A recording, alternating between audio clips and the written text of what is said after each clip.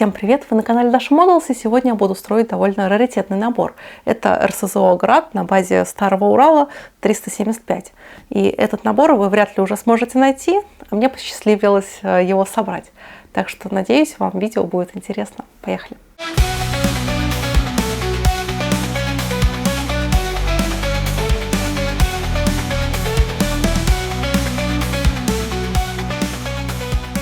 Мне захотелось показать вам коробочку, из которой я собирала эту модель. Она представляет из себя, видимо, уже не первый раз пересыльную коробочку. Ее как-то специально сгинали так, что она побывала внутренней частью, как бы лицевой частью коробки, посылки. И внутри у нас, как всегда, детали, схемка. Но самое, что меня выбесило в этом наборе, и мне пришлось даже искать инструкцию у той же звезды для сборки, чтобы понять, какая деталь к чему относится. Потому что инструкция у производителя вызывает очень много вопросов. Во-первых, это отдельные листы, которые вообще никак практически не связаны между собой. И даже логически, когда вы вы листаете, они все равно местами не по порядку идут. То есть я их сама скрепила скрепкой. И самое интересное, это как в такой схеме вы сможете адекватно собрать модель, не имея хотя бы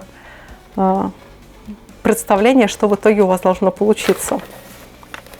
Так что надеюсь, что АВД в новых наборах, особенно в свеженьких, с инструкциями уже умеют работать, а самое главное, с цветными инструкциями по окраске. А купить все необходимое для моделизма вы можете в магазине «Модельная лавка». Там вы всегда сможете найти свежие модели от АВД и не только. А еще там гибкая система скидок и очень удобная доставка. А применяя этот промокод для своей первой покупки, вы сэкономите 500 рублей на свой первый заказ и заодно поддержите регулярность выхода моих видео. Ссылочка на магазин и промокод есть в описании к видео. После довольно сложной сборки, а сложность добавила не совсем внятная инструкция, я поделила модель на несколько частей – раму, кабину и, собственно, пусковую установку. По традиции я загрунтовала модель из аэрозольного баллончика, а потом покрасила те места, где должна быть тень, черным цветом, а верхние поверхности, наоборот, окрасила в белый. Ну а больше моих фото и видео вне моделизма вы можете найти на моей страничке на Boosty. Там вы также сможете поддержать мою деятельность и попасть в титры к видео. Ссылочка на Boosty есть в описании к видео, так что тоже рекомендую подписаться еще и на мой Telegram. Там оперативно выходит информация о моих новых видео на канале Dasha Models и Dasha Technic. Ссылочка на Telegram есть тоже в описании. Далее я нанесла базовый цвет, и это зеленый цвет 4БО. Баночку и индекс краски вы можете увидеть на экране. Это спиртовой акрил, некий аналог Тамии, но в базовый цвет я немного добавила серый и желтый, чтобы у меня получился характерный зеленый, можно даже сказать слегка масляный цвет. Наверное, не было бы ошибкой, если бы на гербе МИАСа вместо золотого лося был бы изображен автомобиль «Урал», который здесь и выпускается. Ведь нет красивее грузовика в мире, а конструкция его шасси 6х6 для своего времени передовая, да и биография уникальная. Без принципиальных изменений он производится с 1961 года и по сей день. Это более 60 лет. Вклад Урала в военное дело и народное хозяйство невозможно переоценить, но и отметить необходимо, ведь у него особая своя история. В марте 1969 года во время вооруженного конфликта за Даманский остров кульминационным событием стало использование советской стороной невиданного доселе оружия. Шарахнуло так, что испугались не только китайцы-агрессоры, но и все иностранные наблюдатели. И это было первое в СССР боевое применение реактивной системы залпового огня «Град», которая базировалась на колесном шасси Урал-375Д. Во время ручных работ им не надо заняться элементами салона, декором интерьера и шансовым инструментом. Из всех воинских специальностей Урала, пожалуй, это одно из самых эффективных и эффектных его использований, как высокомобильной мощной арт-установки, ставшей наследницей легендарного оружия времен Великой Отечественной войны. По кабине даже есть некоторое неслучайное сходство со Studebaker УС-6, ленд-лизовским грузовичком, чье шасси как раз использовалось для размещения реактивных минометов, в народе получившем название «Катюша», и «Андрюша», последняя для систем с более мощными зарядами. И неудивительно, что со временем Урал стал одним из символов военной угрозы во многих точках мира, в том числе благодаря экспорту. Да, в историческом аспекте грузовик «Урал» — это не иначе, как логичный плод войны, квинтэссенция его результатов по той части, что касается многоцелевой колесной техники, повышенной грузоподъемности и высокой проходимости. И что говорить, если полноприводная трансмиссия «Уралов» первого выпуска представляла собой некий прообраз системы современных внедорожников, то есть чего не могли у нас получить или даже мечтать на гражданке в легковом классе, а на армейском грузовике «пожалуйста». Впрочем, рождение и становление машины – это, как нередко было в СССР, отмечено нелегкими шагами и этапами. А для выделения рельефа я воспользуюсь смывкой.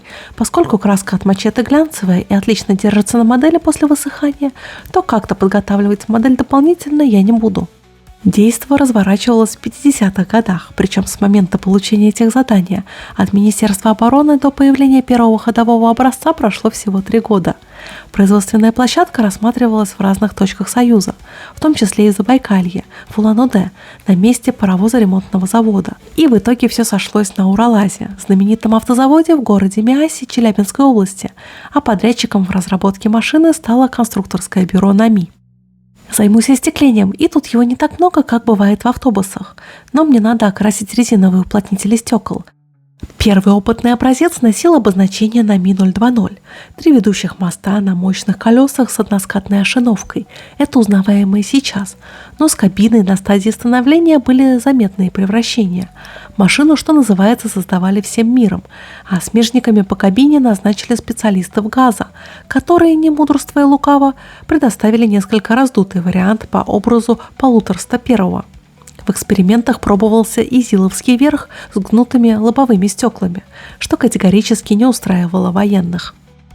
Я хочу чуточку разнообразить внешний вид боевой машины, и при помощи губки для мытья посуды я нарисую сколы коричневой краской. А в результате всех проб и ошибок в серию пошел оригинальный вариант с зауженным носом, капотом аллигаторного типа и плоскими крыльями Г-образной формы. Подобные были еще на военном Урале ЗИС-5В, но здесь они с характерным грозно нависающим взглядом зарешетчатых фар. Теперь я прорисую отражатели фар при помощи маркера от Jim Scale.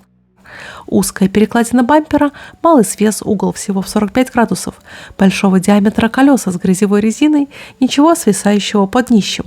В общем, настоящий внедорожный грузовик. А методом сухая кисть я выделю рельеф Урала, так он будет смотреться интереснее. На сегодняшний день БМ-21 «Град», завоевавшая звание самой массовой реактивной системы залпового огня в мире, понемногу снимается с вооружения российской армии и флота. А в разное время боевая машина экспортировалась примерно в 70 стран и на протяжении всех лет успела поучаствовать практически во всех хоть немного заметных вооруженных конфликтов по всему миру. И немножко припылю сажей выхлоп пусковой установки системы «Град».